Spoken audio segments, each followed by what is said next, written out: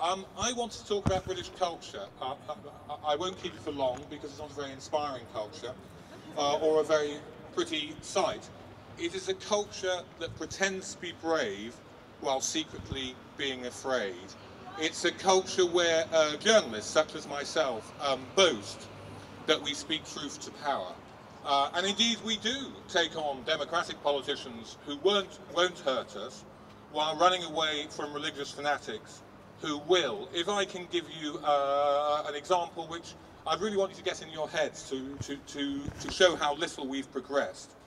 In 1936, every British newspaper editor, including the editor of the communist paper, refused to reveal details of Edward VIII's affair with Wallis Simpson. The monarchy and the empire had to be protected. In our age, every British newspaper editor, including the editors of liberal papers, refused to print Danish cartoons of Mohammed because their lives had to be protected. This is not much of an advance. Indeed, it's no advance at all. We've come from bending the knee before the cult of royalty to bending the knee before a cult of death. We have actors, comedians, playwrights, artists who boast of their edginess, of their willingness to transgress boundaries and shatter taboos. They will take on Christians, who for all their faults will not kill you if you criticise the foundations of their faith, while steering well clear of Islamists who just might.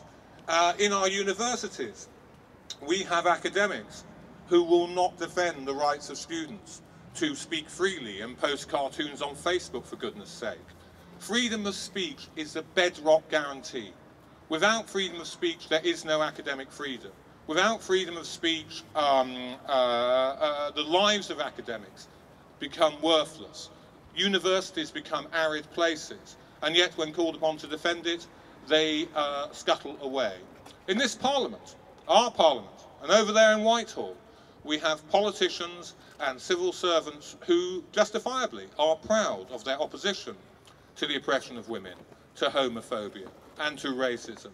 Yet they will cut deals with brutish theocrats who want to subjugate the women, kill the homosexuals, kill the Jews, kill any Muslim who of his or her own free will decides to change their religion, or say that all religions are equal nonsense.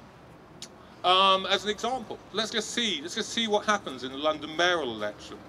We have, as a Labour candidate, mark you, not the Tory candidate or some far-right candidate, we have as a Labour candidate Ken Livingstone, a man who has taken the money of the Iranian dictatorship's propagandists, a man who has thrown his arms around every variety of bigot and theocrat. Yet, unless things change, I can guarantee you, I hope I'm wrong, but I think I can guarantee you, that liberal journalists in newspapers and televisions will not ask this preposterous figure, this prize hypocrite worthy of the pen of a Molière or a Dickens, will not ask him how on earth he can pose as a left-wing candidate while cutting deals with the religious far-right.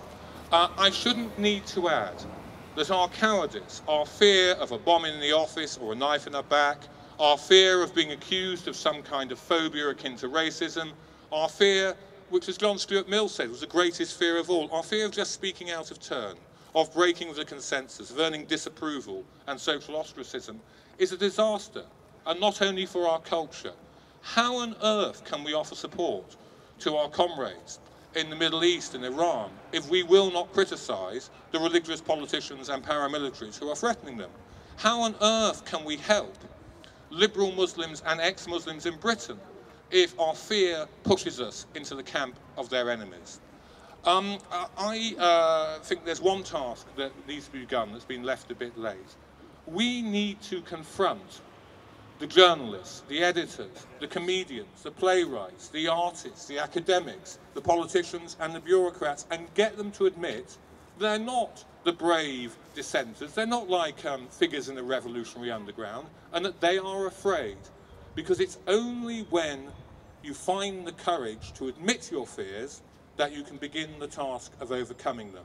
Now, the more of us who do this, the easier and less frightening it will be. So I would suggest that we get on with it. Thank you very much.